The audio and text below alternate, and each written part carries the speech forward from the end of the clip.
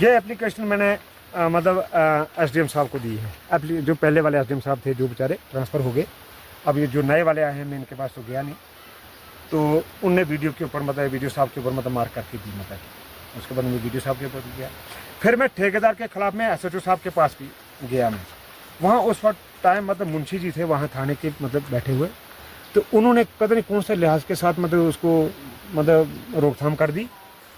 तो क्या पता ये हर जगह में चोर हर जगह में मिले होते हैं, तो फिर मतलब वहाँ उन्होंने कहा नहीं जी नहीं। मैं फिर कोर्ट में जाने लगा, मैंने बोला चलो यहाँ भी सुनवाई नहीं वहाँ भी नहीं, मैं कोर्ट में जाता हूँ। जनाब क्या नाम है आपका और क्या इशू है आपका जो इस वक्त आप परेशान हैं?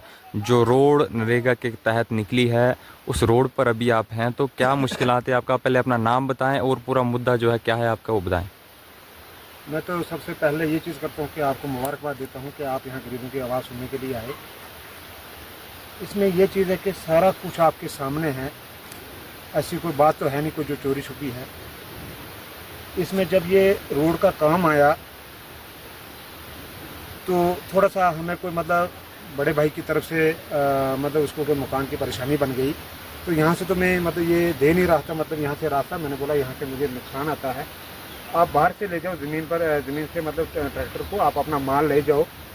उसके बाद उठा वो तो उसने एसडीएम साहब के पास एप्लीकेशन दी, तहसीलदार साहब के पास एप्लीकेशन दी। उस वक्त मतलब मैं ड्यूटी पे था मतलब, तो जब मुझे तहसीलदार साहब ने बुलाया मतलब वहाँ पे एसडीएम साहब ने बुलाया वहाँ पे, तो मैं मौके पे गया, तो मैंने उनको वारदात बताई। वहाँ मुइद्दीन सरपंच भी था, शफी सरपंच भी, सारे वहाँ तहसील के हेडक्वार्टर के अंदर बैठे हुए थे। तो जब वहाँ से मतलब वो आए, उन्होंने कहा चलो हम आपका फैसला घर में करेंगे। जब वहाँ से यहाँ आए दूसरे दिन, तो वहाँ इनने मौका देखा, तकरीबन 50-60 आदमी थे। उनने कहा ये चीज़ कि हाँ आपको नुकसान है इस चीज़ का, उन्होंने ये चीज़ मानी कि हाँ आपका ये नुकसान है। तो उन्होंने ये चीज़ कहा कि हम आपको मोहर में आना पड़ेगा। तो एसडीएम साहब से मतलब बात करके, तहसीलदार साहब से बात करके, बीडीओ साहब से बात करके डंगा दिलाना हमारा काम है। उसके बाद मसला ये चीज़ हुई कि जब रोड का काम आया मतलब डंगे का काम आया, इसमें पैसा मतलब 3 लाख रुपए का काम था मतलब डंगे का। एक दिन में बंदे ने काम करके और वापस बंदा फरार हो गया। अब ये पता नहीं है कि ये कौन सी गवर्नमेंट है, अन्य नगरी चुपर राज बना के रखा है। उसके बाद जब मैंने देखा, मेरी उस टाइम रियासी में ड्यूटी थी, मैं जब वापस घर में आया मुझे फ़िक्र रही, मैंने अपने बच्चों की फ़िक्र रही। मैंने सोचा कि क्या पता मकान को डैमेज मत कर देंगे। मैं नाइट के लिए आया मतलब परमिशन लेकर, मतलब जब तो मैंने जब यहाँ देखा, मैंने ठेकेदार को कहा, मैंने बोला यार सुबह ड्यूटी चला जाऊँगा लेकिन इस काम को अच्छी तरीके से देखना। तो ठेकेदार टोटल एक दिन में काम करके और वापस फरार हो जाता है। जितने लोग मेरे साथ यहाँ पे हैं मतलब इस टाइम बावजूद सामने, बाकी कुछ बहुत लोग ऐसे भी हैं जिनको इस चीज़ का पता भी है।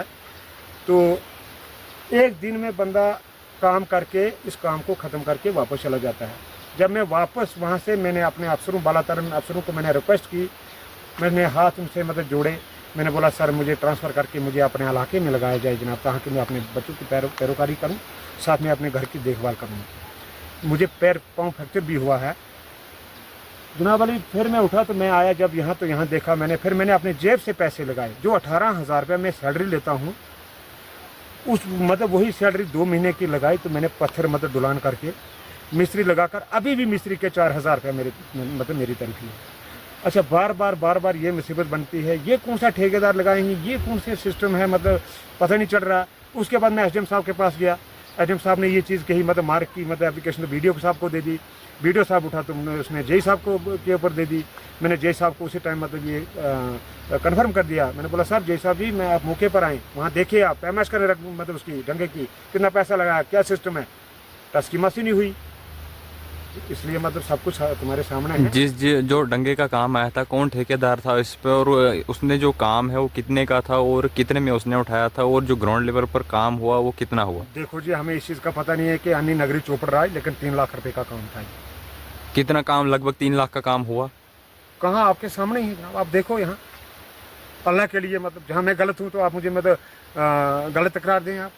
जहाँ अगर काम हुआ तो ये आदमी जो मतलब सामने है सारे, ये गाँव है। अगर आपको अगर और ज़रूरत होगी, मैं एसडीएम ऑफिस के सामने सारे लोग मतलब गाड़ियों पर बैठा कर मैं इनको मैं इलाके में, अगर मैं 2 नंबरी धंधा करता हूँ या कोई कफन दूजी करता हूँ, तो अपने बाल बच्चे को खिलाता हूँ, यहाँ किसी गरीब को भी लूटता हूँ। ये गाँव है मेरा सर। रिक्वेस्ट मैं यही करना चाहता हूँ सर, मतलब देखो कि मैं भगवान के लिए मैं माजरत चाहता हूँ। मैं यही रिक्वेस्ट करता हूँ सर, मतलब कि मैं एक छोटा मुलाजिम हूँ और पब्लिक का सेवेगार हूँ, मेरी हेल्प की जाए। मैं कोई 2 नंबरी धंधा तो करता नहीं हूँ। 18,000 रुपया सैलरी लेता हूँ सर मैं। अब वो डंगे पे लगाऊँ सर कि बाल बच्चे को खिलाऊँ, जाऊँ कहाँ? यहाँ तो मैं डेरा उठाकर सर मुझे वहीं कमरा मतलब खाली कर दे तो मैं वहीं डेरा लगा दूँगा, बात खत्म है। देखो ना, अगर हिंदुस्तान है ये आज़ाद मुल्क है तो मेरे सारे इंसान के लिए आज़ादी है ना, मतलब ये थोड़ी कि मतलब। शुक्रिया यासिन जी, आपका टाइम देने का मैं शुक्रिया अदा करता हूँ। तो इसने बुलाया, हम यहाँ पे आए, पहले भी आते रहे हैं। इसके साथ ये काफ़ी धोखा हुआ है, काफ़ी नाइंसाफ़ी है, क्योंकि इसका मकान अगर निकल जाए तो बाल बच्चेदार है। तो ख़ास करके बात यह है कि महकमे की तरफ से जिन ठेकेदारों को काम दिया जाता है, अक्सर महकमे का ज़िम्मेदार आदमी उस काम के साथ कोई होता नहीं है, तो ठेकेदार अपना ठेका बनाता है। और जो ख़ास करके बड़े लोग हैं ना, गरीबों के साथ ऐसे धोखे करते हैं। आपको ये दिलाएंगे, इसको खाते में डलवाएंगे, कहीं भी है वो यही हिसाब है। लेकिन इसके साथ काफ़ी नाइंसाफ़ी है, काफ़ी इसका बड़ा नुकसान है। इसका मकान निकलने पे तैयार है। तो हम ये रिक्वेस्ट करते हैं कि इन ठेकेदारों से भी पूछा जाए और इसके साथ इंसाफ किया जाए। महकमे के पास पैसे का कोई कमी तो है नहीं। अगर महकमा अपनी तरफ से इसको 2-3 लाख रुपए दे दे तो इसका मकान बच जाएगा, वरना मकान को काफ़ी खतरा है, जो कि यहाँ सारे देख रहे हैं। पीछे से भी आ रहा है, आगे से भी निकल रहा है।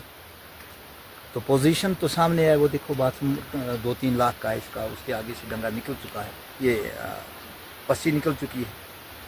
तो ये तो हमारे लड़कों ने आके इसका काम किया, पत्थर इसने डलवान करवाए तो डंगे बनाए, हमारे लड़कों ने बनाए हैं। तो इसके साथ सर ये काफ़ी नाइंसाफ़ी है। और मैं ये रिक्वेस्ट भी करता हूँ, किसी ज़माने में मैं भी नायब सरपंच था, आज नहीं हूँ, कि जो काम ठेकेदारों को महकमा की तरफ से दिया जाता है उसको ठेकेदार घाटे पे उठाते हैं, उठा के उसको ये हमारी यहाँ की गांव की ज़ुबान में शुशपंज बोलते हैं, उधर से नीचे उधर से ऊपर निकाल के किसी बाड़ी की आड़ से, किसी के आगे से, तो पीछे से कोई पूछता नहीं आपने अच्छा किया कि बुरा किया। अक्सर गरीबों के साथ, ये परसों की बात है, इसी बारिश में मेरे भाई का मकान निकल गया, यही हुआ था उसके साथ भी। ठेकेदार ने बोला कुछ नहीं होगा, कुछ नहीं, पीछे से रोड निकाली, ये चौकीदार साहब ने मौका देखा है जाके। ये जो रोड है जो नरेगा के तहत निकली है, कहाँ से कहाँ तक निकली है? ये सर ये बजफड़ी से जामरा तक है, गांव गली से होते हुए स्कूल टच तो करके। आपका क्या कहना है, जब तक इनका मसला हल नहीं होता तो यहाँ से कोई गाड़ी ट्रैक्टर वगैरह जाने ये तो नाइंसाफी है। अगर इसको उठाएंगे, इसका ये सारा ऊपर से पूरा पलंदा निकल आएगा।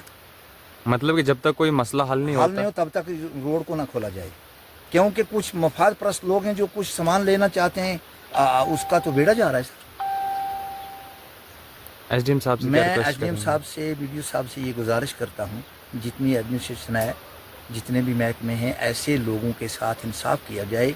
गवर्नमेंट का नौकर है सर, 18,000 पे 24 घंटे खड़ा है, उसी पे बाल बच्चे को पाल रहा है। अब ये इसकी तामीर करवाए या बच्चों का खर्चा उठाए, चलो हम तो कुछ भी करते हैं, लेकिन ये तो बेचारा 24 घंटे खड़ा है, कमर बांध के, हाथ में हथियार लेके खड़ा है इस मुल्क हिंदुस्तान के लिए।